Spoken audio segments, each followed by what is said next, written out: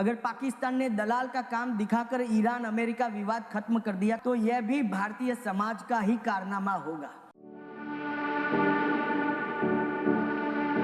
पाकिस्तान और इंडिया की जब आप बात करते हैं ना, तो दोनों तरफ आपको इतने एक्सट्रीमिस्ट माइंडसेट्स नज़र आते हैं ना कि you start to ponder and think कि जहालत के ये लोग किस लेवल पे लगे हुए हैं। अगर मैं इस वीडियो के अंदर Amit Shah, the madman, the hardline Hindu nationalist को क्रिटिसाइज़ करूँगा, बैश करूँगा ना, तो एट द सेम टाइम मैं अपने लोगों को भी करूँगा, बिकॉज यहाँ पे सुहेल अहमद साहब के ऊपर ब्लास्फेमी की कैंपेन चला दी गई है और उसके अंदर पीटीआई की ट्रोल ट्रेन का एक बड़ा अहम किरदार है। खुदारा होश के नाखून ले, देयर इज़ अ लिमिट। लेकिन उसी के साथ नसीम शाह के ऊपर आपने 2 करोड़ का फाइन ठोक दिया। कोई अकल मत, कोई शर्म है या कुछ है? नहीं है सर। क्या काम करते हैं आपको? हमें समझ नहीं आ रहा कि मैं इंडिया से स्टार्ट करूं या पाकिस्तान अपने घर से स्टार्ट करूं, क्योंकि हरकतें ही ऐसे हैं। अमित शाह साहब ने तो क्लेम किया जी कि पाकिस्तान अगर नेगोशिएट करवा भी रहा है ईरान और अमेरिका के दरमियान मुज़ाकरात करवा भी रहा है, बड़ी एक फ्रूटफुल फॉरेन पॉलिसी फ्रंट के ऊपर पोजीशनिंग उसने बना भी ली हुई है, तो डजेंट मैटर, बिकॉज पाकिस्तान जो है वो भारत का ही हिस्सा है। एक तरफ ये बयान है, इसको उन्होंने रिफ्यूट किया इंडियन मीडिया ने, लेकिन इसकी रियलिटी क्या, मैं इसके ऊपर अभी आता हूँ। लेकिन दूसरी तरफ इस ब्लंडर से हट के यहाँ पे जो सुहेल अहमद साहब के साथ हुआ है, जो नसीम शाह साहब के साथ हुआ है, वो तो मतलब बिल्कुल ही पीक लेवल आपने भी तो अचीव किया है ना। सुहेल अहमद साहब से आगाज़ करते हैं, बिकॉज उनके ऊपर जो ब्लास्फेमी की कैंपेन आप लोगों ने चलाई है वो गलत है, ज़्यादती है, और ऐसा नहीं होना चाहिए। मज़हब का इस्तेमाल करना बंद कर दें, खुदारा होश के ना खुलें, और पीटीआई को एज आ सियासी जमात काम करना होगा। एज अ कल्ट जो आप लोगों ने ऑपरेट करना शुरू कर दिया है कि इमरान खान नहीं तो हम सबको जला देंगे, गिरा देंगे, पीरो मुर्शिद हैं, उनके ख़िलाफ़ कोई एक बंदा एक स्टेटमेंट भी देगा, चाहे वो किसी का बाप हो, किसी की माँ हो, बहन हो, भाई हो, बच्चे हों, डजेंट मैटर। आप अपने ट्विटर अकाउंट्स खोलेंगे, अपने आप सोशल मीडिया पे ऊपर बैठेंगे, चीथड़े उधेड़ देने। यार को अकल तमीज़ ही नहीं है आपको। यार उसने बात की एक पब्लिक गैदरिंग की, आप क्रिटिसाइज़ कर लो, but there is a limit to everything, there is a limit. उस अगला बंदा आके अपने एक्सप्लेनेशंस दे रहा है, अगले बंदे को आके कहना पड़ रहा है कि जी अहले बैत के ऊपर मेरी जान भी कुर्बान, मेरे बच्चे भी कुर्बान। यार तुम लोग हो कौन? हु आर यू पीपल जिनके सामने आके लोगों को अपनी माफ़िया मांगनी पड़ती है? उन्होंने ना अपनी वीडियो के अंदर एक बड़ी इंपॉर्टेंट बात की है कि अल्लाह से डरें, and I will say the same, because खुदा से डरना चाहिए।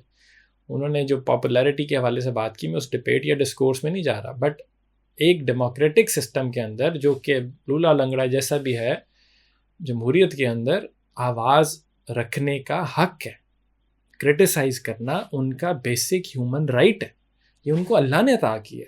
आप कौन है? सिर्फ आपके लीडर तो जेल के अंदर नहीं है, बाकी लीडरान भी तो बहुत अरसा जेल के अंदर गुजार के आए, उनका क्या? कलसूम नवाज के खिलाफ आप लोगों ने क्या कैसी कैसी कैंपेन चलाई थी, मरीम नवाज के साथ क्या कुछ किया था। अब मैं मरीम नवाज की अगर यहाँ पर डिफेंड कर रहा हूँ, आप लोगों को रोक रहा हूँ कि आपकी उनके खिलाफ कैंपेन गलत थी, तो मरीम नवाज की नसीम शाह के केस के अंदर मैं उनको भी क्रिटिसाइज करूँगा। सो यू अंडरस्टैंड, ऑब्जेक्टिवली देखा करें हर चीज़ के ऊपर। आप लोग स्वीपिंग स्टेटमेंट्स देते हैं और पता नहीं कहाँ से कहाँ निकल। आई एम रियली डिसअपॉइंटेड जो सुहेल अहमद साहब के साथ हुआ है। एनीवे जी, सुहेल अहमद साहब से हटके मरीम नवाज साहबा की बात आई है, तो उन्हीं की बात नसीम शाह से लिंक कर लेते हैं, बिकॉज जब उनके अकाउंट से ट्वीट होता है नसीम शाह के कि जी why is she treated like a queen at Lord's, इसमें कोई गलत बात तो नहीं थी वैसे, ज़ाती तौर पर अगर मैं बताऊँ आपको, she was being treated like a queen at Lord's. ठीक है, अगर आपको ये बात बुरी लग गई है तो इसको there were better ways to deal it. आपको इतनी पीआर अपॉर्चुनिटीज़ विन करने के मौके मिलते हैं, लेकिन डिजास्टर्स पीआर टीम है आपकी जो आपको कहती रहती है टिकटॉक बनाते रहे बस बैठ के। काश कि उन्होंने आपको कहा होता कि आप इनको पब्लिकली ट्वीट को रीट्वीट कर दें, को ट्वीट कर दें, उनको कर दें कि मेरा बच्चा है, कुछ कह दें, हज़ार फैक्टर्स कि नहीं जी बेटा मैं आपकी क्वीन कैसे हो सकती, मैं तो खादिम हूँ, कुछ कह दें कि नहीं हो सकता, गलती होगी गैर दानिस्ता तौर पर, कुछ भी नहीं, आई डोंट, मुझे को बुरा नहीं लगा आपकी बात का, मैं कोशिश करूँगी मैं बात खत्म। ईगो का मसला बनाने की क्या ज़रूरत है? क्यों हमें आपकी रियलिटी नहीं पता? हमें नहीं पता कि आपने वो अपना हमारा जो ऑलराउंडर भाई को आपने $4,000 का फ़ाइन ठोका था जब उसने कैदी नंबर 804 की कैप पहन ली थी। हमें नहीं पता कि ये जो 2 करोड़ का हर्जाना जो है ये आपने किस बेसिस के ऊपर लगाया। पीसीबी चेयरमैन कौन है? क्या बातें कर रहे हैं आप लोग। तारीख के अंदर ज़रा पीछे जाएं। आपके राना फ़हीम अशरफ साहब जो टीम में खेल रहे हैं ना, वो टीम से बाहर थे, उनकी जगह कोई नहीं थी। वो टीम में वापसी आने के लिए उनको लंदन जाके फ्लैटों के सामने खड़ा होना पड़ा था। अंदर जाके मियाँ साहब के साथ और बड़े के साथ तस्वीरें लेकर लगाई थी उन्होंने। उस टाइम तो आपने कुरोला नहीं डाला कि भाई ये भी एक पोलिटिसाइज हो गया मामला। उस टाइम तो कोई आप कह देंगे सेंट्रली कॉन्ट्रैक्टेड प्लेयर ही नहीं था, तो फिर भी चांस तो था, रिटायर तो नहीं हो गया था, खेल रहा था, आपके टूर्नामेंट्स भी खेल रहा था, पीएसएल भी खेल रहा था। तो उस टाइम इशू क्यों नहीं बनाया? जब कामरान अकमल की, उमर अकमल की आपकी तस्वीरें आती नहीं जाके, उस टाइम आपने इशू क्यों नहीं बनाया? हिस्ट्री में चलें जाए, अफरीदी के बयान देख लें, शुएब के देख लें, मतलब कि 100 फैक्टर्स हैं यार। और वो उसने क्लेम किया पहले कि भाई मेरा अकाउंट हैक हो गया था, ठीक है। उसके बाद उसने कहा कि मैंने अपना मैनेजर फायर कर दिया। पीसीबी ने कहा इनका मैनेजर कहीं पे भी नहीं लगेगा अब इसके बाद। ये सारी चीज़ें हो गई, ठीक है। उसके बाद उसने पब्लिकली अपोलोजाइज किया, लेकिन आपकी अना को तस्कीन नहीं पहुंची। आपने कहा नहीं जी नहीं, we will make an example out of M. PCB के सेंट्रल कॉन्ट्रैक्ट जो है वो वायलेट हो गया। पीसीबी के सेंट्रल कॉन्ट्रैक्ट के अंदर ये तो कहीं नहीं लिखा हुआ कि आपके जो पीसीबी का जो चेयरमैन है उसका क्रिकेट से भी कोई ताल्लुक होना चाहिए। ये तो कहीं नहीं लिखा हुआ, जो बेसिक चीज़ है जो होनी चाहिए थी। ये तो कहीं नहीं लिखा हुआ कि आपकी सियासी भर्तियाँ नहीं होंगी। ये तो नहीं होगा कि आपके दामादों के बच्चे जो हैं वो आके खेलना शुरू हो जाएंगे, नेपोटिज्म की प्रोडक्ट्स होंगी। ये तो नहीं होगा कि परफॉर्मेंस जब घटिया होगी तो बाहर कर दिया जाएगा। क्या बात करें। आमिर जमाल को आपने उठा के उस टाइम कैदी नंबर 804 इतना सा लगा था, 804 की फिगर उसने इतनी सी लिखी थी, आपने उनको इतना फाइन ठोक दिया था। तो ये ना मेरी समझ से बाहर है कि इन्होंने किस तरीके से किया है और किस बेसिस के ऊपर किया है। इसी के अंदर ना मैं एक चीज़ ऐड करता हूँ आपको। इतनी आपका निज़ाम जो है ना वो मोहसिन नकवी साहब का बेहतर हो गया ना, तो ये मैं अगर आपकी डॉन की अगर आपको ना मैं हेडलाइन पढ़ाता हूँ, ये आज के आपके अखबार की, ऑल 8 एक्विटेड इन दादू ट्रिपल मर्डर केस। ये आपको केस याद है 2017-18 का? बाप 2 बच्चे मार दिए थे, याद है? ये देखिए 8 साल बाद जिन 8 के आपने उठाया था वो सारे बाहर फिर रहे हैं, 8 के 8। इसमें पुलिस वाले भी थे, चांडियो साहब के जो अपने पीपी के आपके 2 लॉ मेकर्स करंटली भी हैं, बाहर थे, ज़मानत पे बाहर थे। ये हाल है आपका, 8 साल लगते हैं और उसके बाद ये हाल होता है। मीशा शफ़ी वाला केस उठा के देखें, अली ज़फ़र वाला, 8 साल लगे, फैसला आ गया आज, 50 लाख का मीशा शफ़ी के ऊपर जुर्माना।